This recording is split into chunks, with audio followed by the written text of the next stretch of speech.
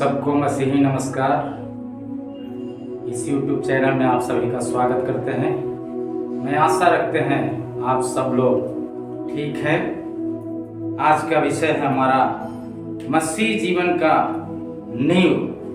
मसीह जीवन का नींव है सचेत होकर प्रार्थना करना। यदि हम सचेत होकर के प्रार्थना करें तो याद रखें, नींव जितना मजबूत होता है उतना ऊंचाइयों को आप छू सकते हैं। नींव मजबूत है, आपका प्रार्थना का नींव मजबूत है, संगति का नींव मजबूत है, विश्वास जीवन का नींव मजबूत है, तो परमेश्वर का वचन कहता है साफ शब्दों में आप मसीह के सिर तक बढ़ेंगे। हालेलुया। इसीलिए यहाँ पर पवित्र शास्त्र बाइबल से हम देख सकते हैं, पहला पत्रस का पुस्तक 4 अध्याय 7 आयत में लिखा है। जी पढ़िए। सब बातों का अंत तुरंत होने वाला है। अंत तुरंत होने वाला है। हम सब जानना चाहिए, अंतिम समय में चल रहे हैं, अंतिम युग में चल रहे हैं। इसलिए परमेश्वर का वचन पवित्र शास्त्र बाइबल में पत्रस इस बात का संदेश दे रहा है, हमें याद दिलाता है सब बातों का अंत होने वाला है। आमीन। किस बातों में? पढ़िएगा। इसीलिए दैवी होकर प्रार्थना के हमें घबरा कर, हमें दुख हो गया, परेशानी हो गया, सतावट हो गया, हम छोड़कर पीछे हटने का जरूरत नहीं है, परंतु और भी हमें मसीह में लिपट कर जीने की जरूरत है। धीरज के साथ रहते हुए परमेश्वर में आगे बढ़ने की जरूरत है। जी, प्रार्थना के लिए सचेत रहो। इसलिए हमको क्या करना है? प्रार्थना के लिए हर समय जागते रहना है, जागते रहना है। गाड़ी चलाते समय प्रार्थना कर सकते हैं, किचन घर में बहन लोग खाना बनाने के समय में प्रार्थना कर सकते हैं, बच्चे लोग कॉलेज जाने का समय में भी कॉलेज का आमीन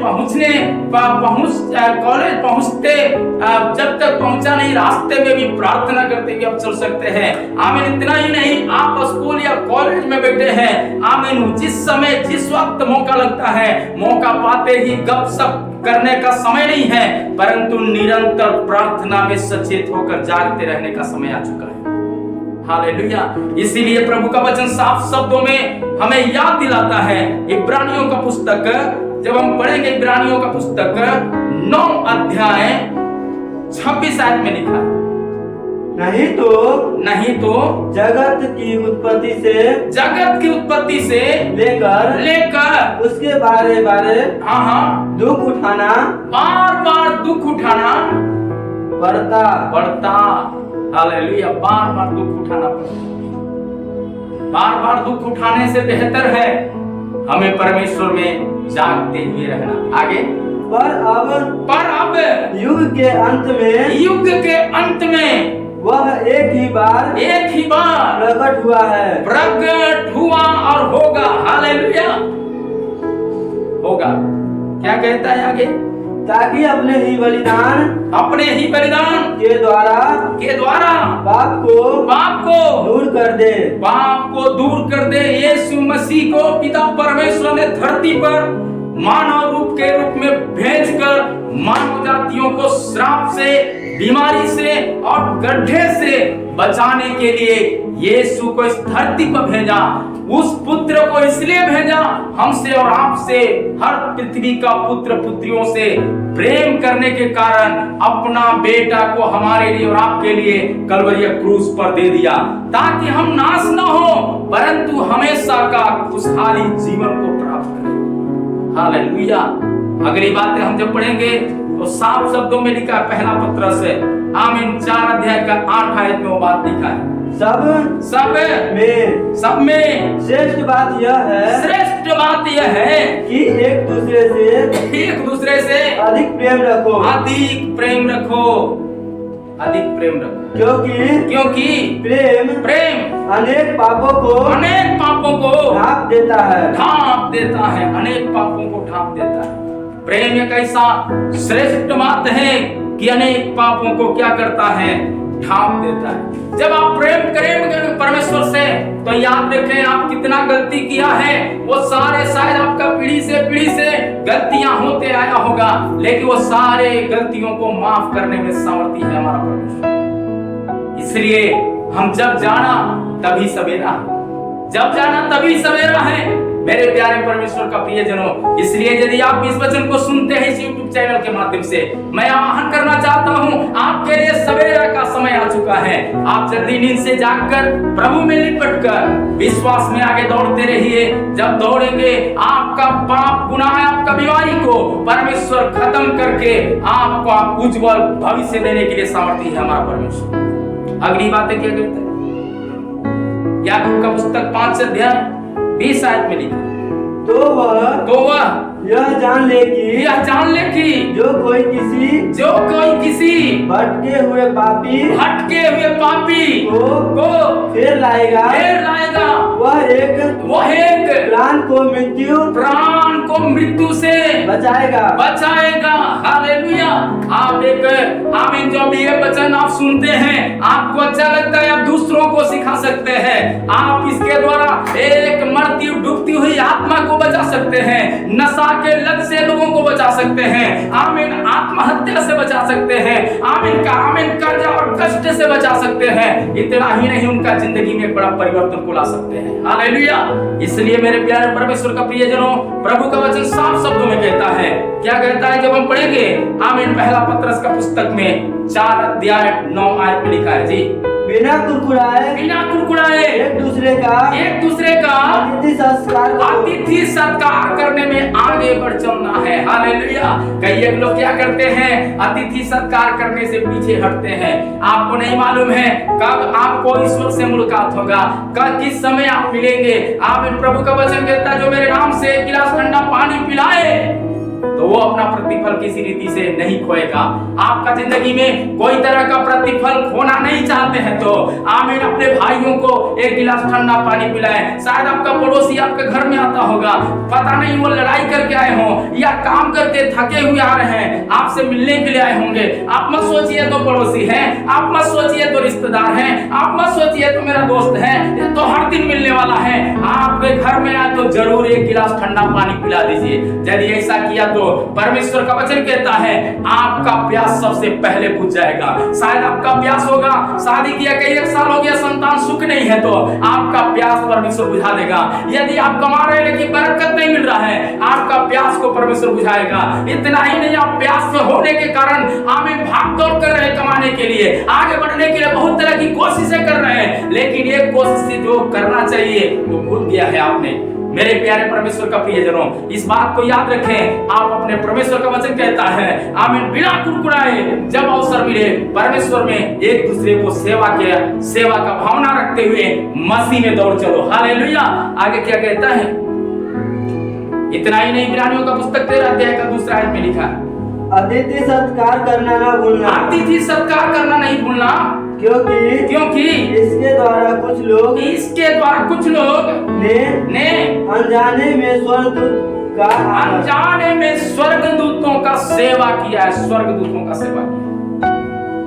अब्राहम और सारा शादी करके 99 साल हो गया, फिर भी परमेश्वर ने जब सेवा का मौका मिल गया उन लोगों को, आपको मालूम होना चाहिए सेवा करना व्यर्थ नहीं हुआ है। आमीन। 100 साल में उस भाई और बहन का बीच में जो बुढ़ापे का समय था, आमीन, उनमें कोई फूल नहीं था, फल लगने का कोई चांस नहीं है, लेकिन अनजाने में स्वर्गदूतों का सेवा करना उनके लिए एक बड़े आशीष का कारण हो गया है। उनका कोख को प्रभु ने आदर किया है, उस परिवार को परमेश्वर ने आदर किया है। आप भी यदि अनजाने में अतिथि सत्कार करने के लिए आगे हैं, आप कोई भी जाति से हो, कोई भी धर्म के मानने वाले हो, चाहे किसी भी राज्य के हो, आमीन, सारे परमेश्वर पृथ्वी का हर बेटा बेटियों को आह्वान करता है। यदि आप अतिथि सत्कार में आगे हैं तो परमेश्वर आपको भी आदर करने में आगे रखने वाला परमेश्वर है। हालेलुया। इसीलिए प्रभु का वचन फिलिपियों का पुस्तक 4 अध्याय 2 आयत में लिखा है जी, मैं यहूदियों को भी समझता हूँ और सुनतुकियों को भी समझता हूँ। हालेलुया। इतना ही नहीं, प्रभु का वचन 2 अध्याय का 14 आयत में लिखा है। 2 का 14 में प्रभु का वचन साफ शब्दों में कहता है, क्या कहता है पढ़िएगा? सब काम बिना कुड़कुड़ाए और बिना विवाद के किया करो। एक दूसरे का सेवा करने के लिए तत्पर रहिए। एक भाई पड़ोसी बढ़ रहा है, आपको कुड़कुड़ाने का जरूरत नहीं है, कहिए ये मेरा खुशी है। यदि आप ऐसा बोलते हैं तो आपका जिंदगी में खुशी नहीं है तो भी परमेश्वर आपको खुशहाल बना देगा। हालेलुया। और यही काम अब्राहम और सारा ने किया था। यदि आप करने के लिए तैयार हैं तो आपको प्रभु ऊंचा उठाने के लिए तैयार है। हनोक ने जब परमेश्वर का सेवा किया तो हनोक बिना मृत्यु का स्वाद चखे, परमेश्वर उसको ऊंचा उठाया। आप यदि प्रभु में आगे बढ़ना चाहते हैं, आपका बिजनेस आगे बढ़ना है, आपका परिवार आगे बढ़ना है, आपके बच्चे आगे बढ़ना है, आपका मोहल्ला आगे बढ़ना है, आपका गांव और शहर आगे बढ़ना है, आपका जिला आगे बढ़ना है, आपका राज्य आगे बढ़ना है, आपका देश आगे बढ़ना है, तो हमें बिना विवाद का, बिना कुड़कुड़ाए अतिथि सत्कार करने में हमको जड़ बढ़कर काम करने के लिए तैयार होना चाहिए। हालेलुया। यदि ऐसा तैयारी है तो मसीह जीवन का नींव यही है मेरे प्यारे परमेश्वर का। मसीह ने यही सिखाया और इस तैयारी के कारण यीशु ने कलवरी क्रूस पर अपना प्राण तक दे दिया, जिसका कारण क्रूस उसको अपने बस में नहीं कर पाए, वहां विरोधी उसको बस में नहीं कर पाए। इतना ही नहीं, मृत्यु भी उसको अपने बस में नहीं कर पाया। मृत्यु का डंक को भी यीशु मसीह कलवरी क्रूस के द्वारा निकल गया। इतना ही नहीं, क्रूस पर जयवंत हुआ। क्रूस सोचा मैं हरा दूंगा, लेकिन यीशु मसीह हारा नहीं, पिलातुस के सामने और भीड़ के सामने जीत गया है। इतना ही नहीं, वो कब्र में रखा गया, कब्र सोचा मैं हरा दूंगा, लेकिन यीशु मसीह कब्र में से तीसरे दिन बाहर आ चुका है। आपके ऊपर चाहे कितना भी श्राप का छाया हो, कितना भी बड़ा पीढ़ी से पीढ़ी श्राप का काम होता होगा, लेकिन आप ये सुनने वाले इस YouTube चैनल के द्वारा मैं आह्वान करना चाहता हूं, यदि सरसों के दाने के बराबर आपका अंदर विश्वास है तो ये साल शायद जैसे भी कटा हो, ये साल का अंतिम दिनों में परमेश्वर का वचन कहता है आपके लिए 2025 का साल एक बड़ा उन्नति और अभिषेक का साल बनने जा रहा है। हालेलुया। पढ़ लिख कर बेरोजगार हैं, आप आत्महत्या करने के लिए सोच रहे हैं, आपको ये सोचने का जरूरत नहीं है। आप ये सोचना है परमेश्वर हमें एक अच्छा भविष्य मिल गया। हर सुबह हर शाम ये बोलिए, परमेश्वर आपके जिंदगी को चमकाने पर तैयार है। हालेलुया। जो बोलेंगे वैसे ही हो जाएगा, वचन कहता है। आगे अगली बात है, यदि हम पढ़ेंगे तो देख सकते हैं पहला पत्रस का पुस्तक 4 अध्याय, आमीन, 4 अध्याय का 10 आयत में लिखा है जी, जिसको जो वरदान मिला है वह उसको परमेश्वर के नाना प्रकार के अनुग्रह के भले भंडारी के समान एक दूसरे का सेवा में लगा दे। हालेलुया। एक दूसरे को सेवा में लगा दे। आप अस्पताल में जा रहे हैं अपने परिवार से मिलने के लिए, शायद पड़ोसी वहां पे बहुत से अस्पताल में पड़े हुए लोग हैं, आप जिसे मिलने के जा रहे हैं, ज्यादा कुछ नहीं है, शायद आप गरीबी अवस्था में किसी को देख रहे हैं, आप कम से कम उसको एक बोतल पानी ही खरीद के दे दीजिए, 10 रुपया का बिस्किट ही खरीद के दे दीजिए। वो आपके लिए खरीद के देना उसके चिन्ह और चमत्कार का कारण बन सकता है। आमीन। इसलिए हमें क्या करना है, परमेश्वर का वचन भी कहता है जितना तुम्हें बन सके अनाथ और विधवाओं को सुधि लेने के लिए, बीमारों को सुधि लेने के लिए आप आगे आए। परमेश्वर यही चाहता है। यीशु मसीह का जान देने का मकसद यही था, दबे कुचले लोगों को ऊंचा उठाए।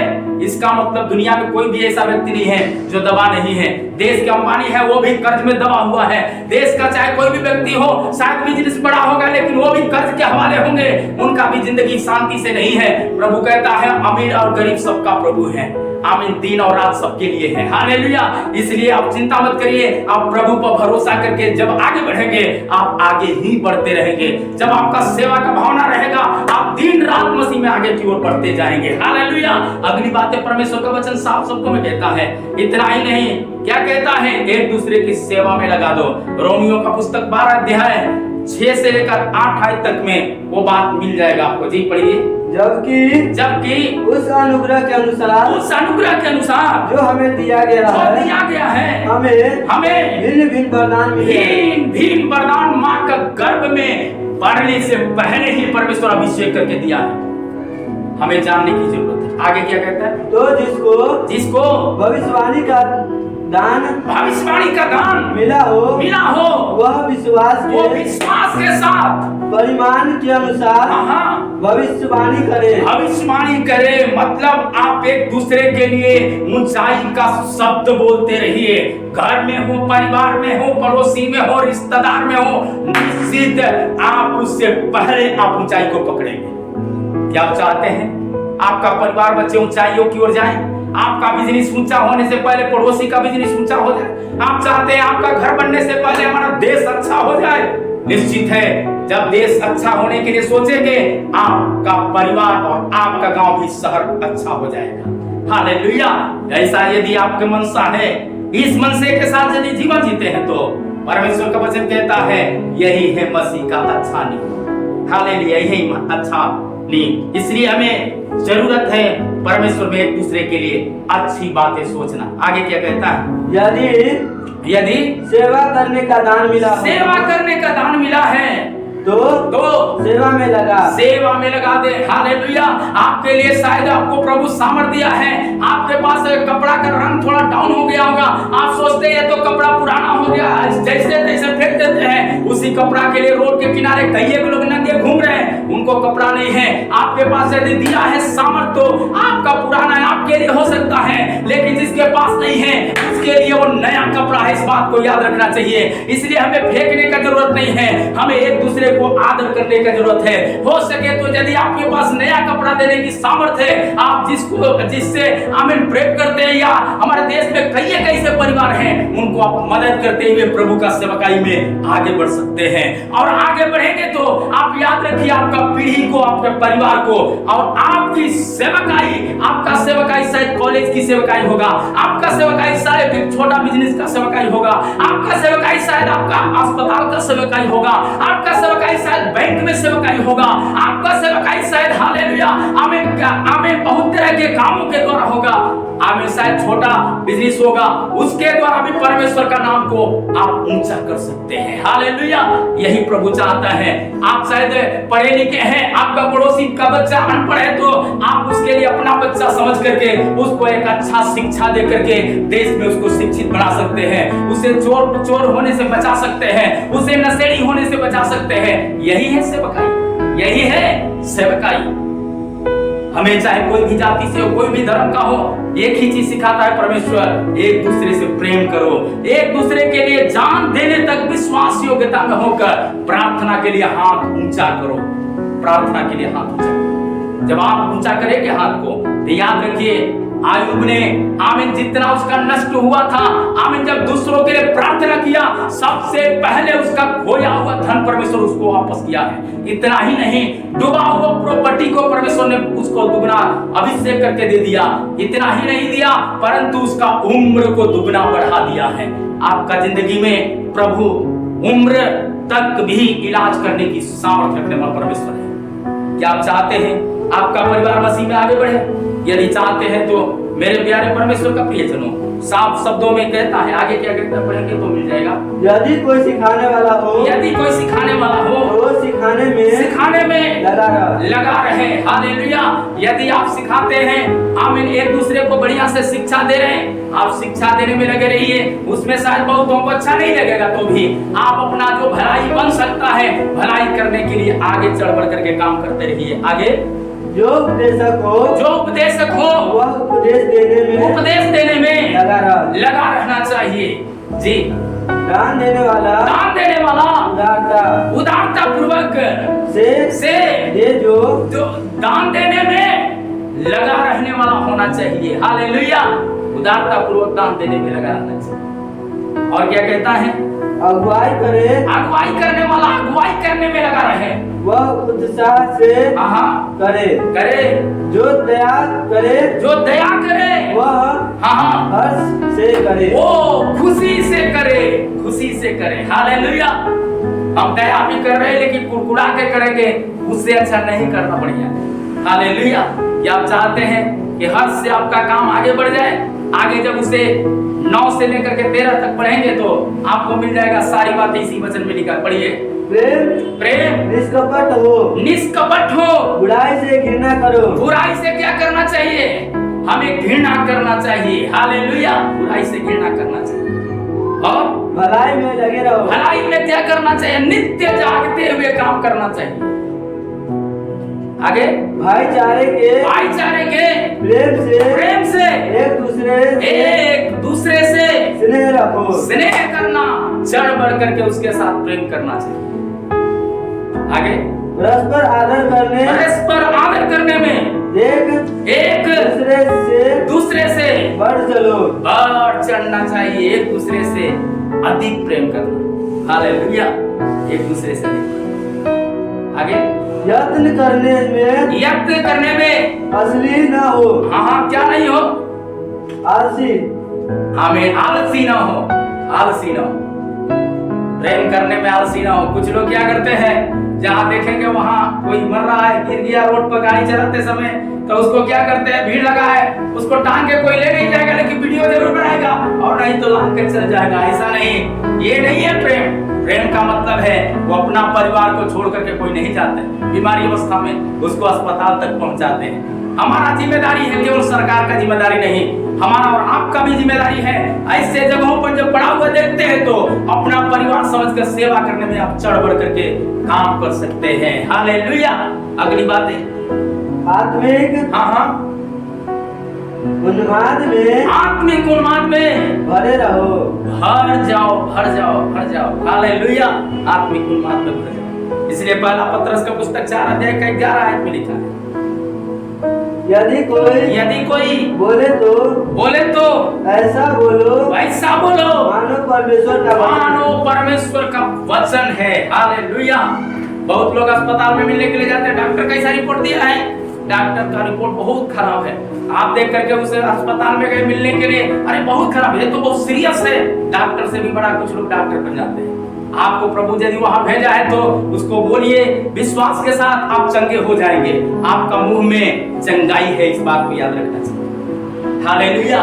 मतलब क्या है? ऊंचाई की बात बोलना चाहिए, भलाई की बात बोलना चाहिए। यही प्रभु चाहते हैं। जब ऐसा करेंगे, पहला थिस्सलुनीकियों का पुस्तक 2 अध्याय का 4 में लिखा है, पर जैसा परमेश्वर ने हमें योग्य ठहराकर सुसमाचार सौंपा है, हम वैसे ही वैसे ही प्रण करके सेवकाई के लिए दौड़ते रहते हैं। दौड़ना चाहिए। सुनने वाले हर परिवार को दौड़ना चाहिए। आगे क्या कहता है? और इसमें मनुष्य को नहीं परंतु परमेश्वर को जो हमारे मनों को जांचने वाला परमेश्वर है, प्रसन्न करते हैं। उसको प्रसन्न करने के लिए हमें दौड़ना चाहिए। हालेलुया। मनुष्य को दिखाने से कुछ नहीं होगा, परंतु परमेश्वर को दिखाते हुए दौड़े। हालेलुया। तीतुस का पुस्तक 2 अध्याय 13 आयत में लिखा है, और उस धन्य आशा की अर्थात अपने महान परमेश्वर और उद्धारकर्ता यीशु मसीह की महिमा के प्रकट होने की बाट जोते रहो। हालेलुया। जब आप बाट जोहेंगे, परमेश्वर आपके जीवन में एक बहुत बड़ा भलाई का काम को प्रकट कर सकता है। पहला कुरिन्थियों का पुस्तक 10 अध्याय का 13 में, तुम किसी ऐसे परीक्षा में मत फंसो जो मनुष्य से सहने से बाहर है। परमेश्वर सच्चा है और वह तुम्हें सामर्थ से बाहर परीक्षा में ना पढ़ने देगा। आगे वरन परीक्षा के साथ विकास भी तुम्हें बाहर भी निकालने की सामर्थ्य रखता है। जब आप एक दूसरे के लिए दुआ करने के लिए आगे हैं, एक दूसरे का भलाई करने के लिए आगे हैं, आपको कर्जा, कष्ट और परीक्षा से भी बाहर निकालेगा। आमीन। बीमारी से बाहर निकालेगा। आमीन। असाध्य रोगों से बाहर निकालेगा। असंभव काम में संभव बना देगा। हालेलुया। कि आप चाहते हैं कि प्रभु आपको संभव बनाए। जो अभी तक जो काम आपके जीवन में नहीं हुआ, ऐसा चिन्ह और चमत्कार आपके जीवन में होने पाए, यदि चाहते हैं तो आइए हमारे साथ मिलकर प्रार्थना करें। धन्यवाद इस वचन से प्रभु आप सबको आशीष करें। आइए हम लोग मिलकर प्रार्थना करें। परमेश्वर हम आपको धन्यवाद देते हैं, ये सुनने वाले हर एक जनों के लिए प्रभु हम प्रार्थना करते हैं। प्रभु जो जख्म में होंगे, प्रभु कर्जा कष्ट बीमारी में और प्रभु नाना प्रकार की चिंता में होंगे, प्रभु परमेश्वर उन सारे लोगों को आपका हाथ में समर्पण करते हैं। सुनने के बाद प्रभु जी उन लोगों का जीवन में चाहे किसी भी प्रकार का तंगी हो, उससे प्रभु बाहर निकलने के लिए प्रार्थना करते हैं। प्रभु जी उनका जिंदगी प्रभु आपकी आशीष से भरपूर हो जाए। प्रभु जी ये साल शायद उनके लिए बड़ा दुखद साल होगा, लेकिन आने वाले दिन प्रभु जी एक बड़ा उन्नति का साल बनने के लिए हम घोषणा करते हैं। आशीष के लिए धन्यवाद मांगते प्रभु यीशु के नाम से, आमीन आमीन।